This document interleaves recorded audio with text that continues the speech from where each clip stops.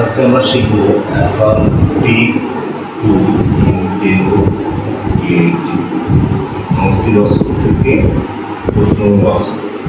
গান আছে না, যদি প্রশ্ন কর কি আছে আমার, যদি প্রশ্ন কর কি আছে আমার, বলবো আমি তুমি ছাড়া এই কিছু আর, ও বলবো আমি তুমি ছাড়া এই কিছু আর। তো অ্যাসার্টিভ টু ইন্টারেক্টিভ করতে যদি আমরা একটা কবিতার মাধ্যমে বলি তাহলে বলবো যে আগে হেল্পারই আসে আর না আসলে ডুডাস ডিডরা আসে।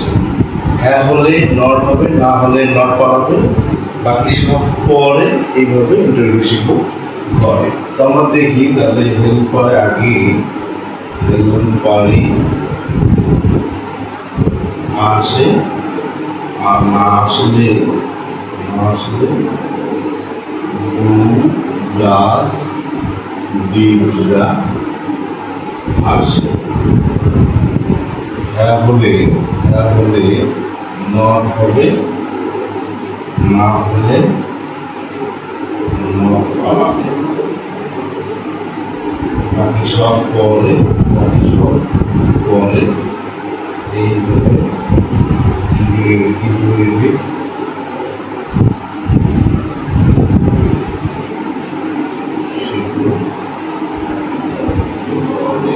তাহলে একটা সেন্টেন্সের প্রথমে যেটা আমরা খুঁজবো, যদি আমরা ইন্টারভিউ করি তখন যখন হেল্পিং ভার্বটা খুঁজবো, মডাল অবজেক্ট বা হেল্পিং ভার্বগুলো খুঁজে সেটাকে আগে নিয়ে আসবো, আগে হেল্পারে আসে।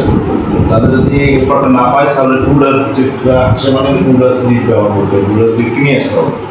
তো টু ডাজ ডিড নিয়ে আসবো। তারপরে আমি যদি হ্যাঁ বোধক হয়, যদি এটা আসলো সেই হেল্পারটা নিলাম প্রথমে, তারপরে যদি হা বোধক কি না বোধকটা দেখবো, হা বোধক হলে নট লিখবো, না বোধক হলে নট লিখবো না।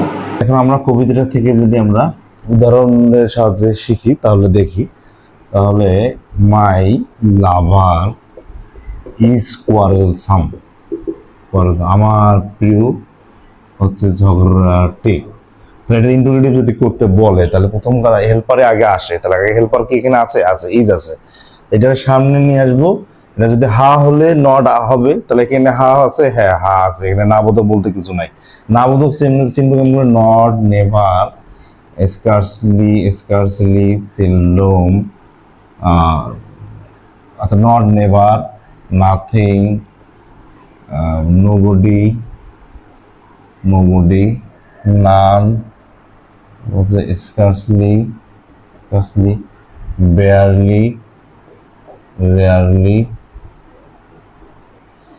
seldom, লিটল, ফিউ ইত্যাদি। যদি ইত্যাদিকে নেগেটিভ বোঝায়,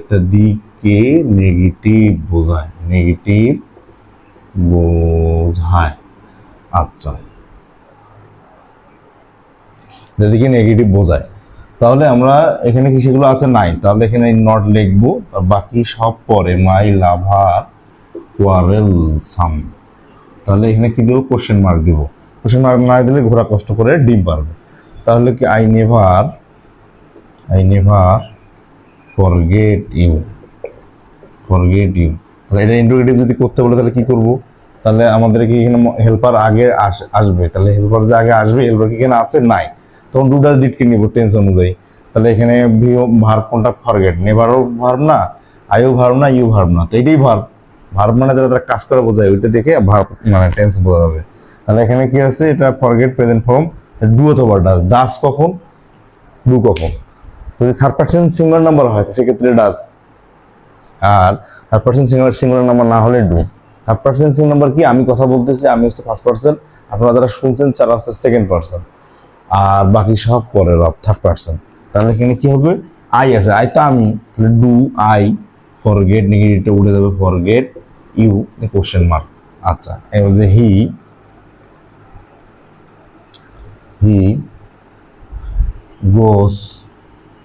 goes to college.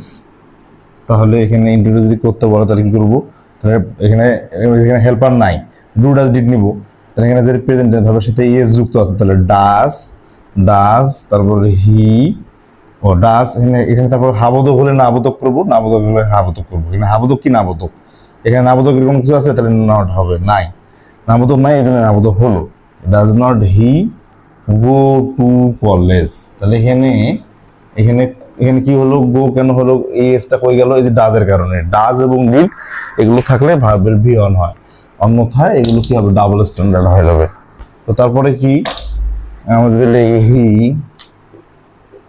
He cheated me, সে আমাকে প্রতারণা করেছে, হি না সি দেই, সি চিটেড মি ইন্টারোগেটিভ, তাহলে কি হবে, আচ্ছা হিউ হতে পারে, সি হতে পারে, হি দেই, আচ্ছা হি চিটেড মি ইন্টারোগেটিভ, তাহলে এটা হেল্পার কি আগে আসবে, তো নাই তো, তাহলে আমরা দেখবো verb, verb cheated past form, তাহলে did he cheat me, the interrogative question, প্রশ্নবোধক চিহ্ন।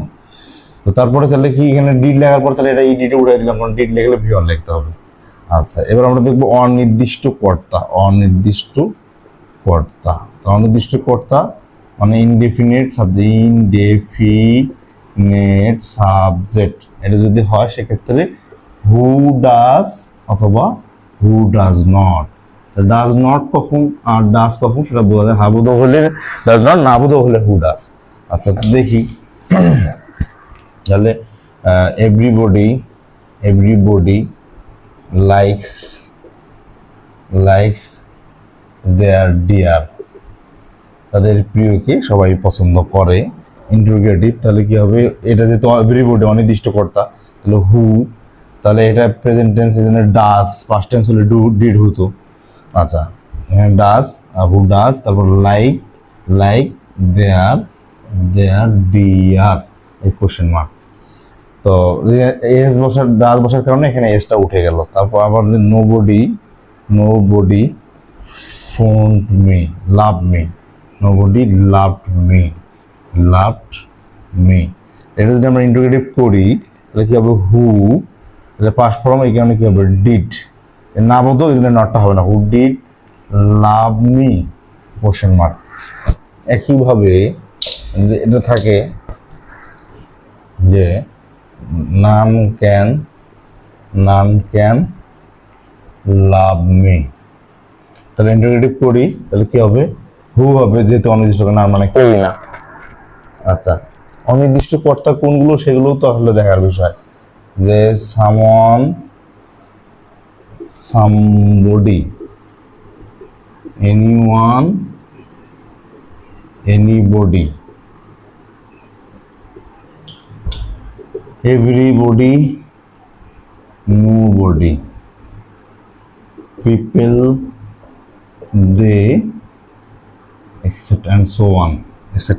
যাই হোক তাহলে হু, নামটা হু অনির্দিষ্ট কর্তা, নাম তো দেওয়া হয়নি, নাম অনির্দিষ্ট কর্তা, তাহলে হু, এখানে এখানে মডেল অফ ডাস লিখবো না, কেন এখানে মডেল অফ দেওয়া আছে, হেল্পারটা নিব, হু ক্যান, নট হবে না কারণ কি নাম আছে, নাবোধক, তাহলে হু ক্যান লাভ মি।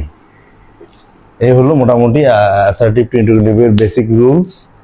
তো প্রিভিয়াস ইয়ারের কোশ্চেনগুলো সলভ করলে হ্যাঁ বাকিটা সম্পূর্ণতা পাবে। Hope you understand.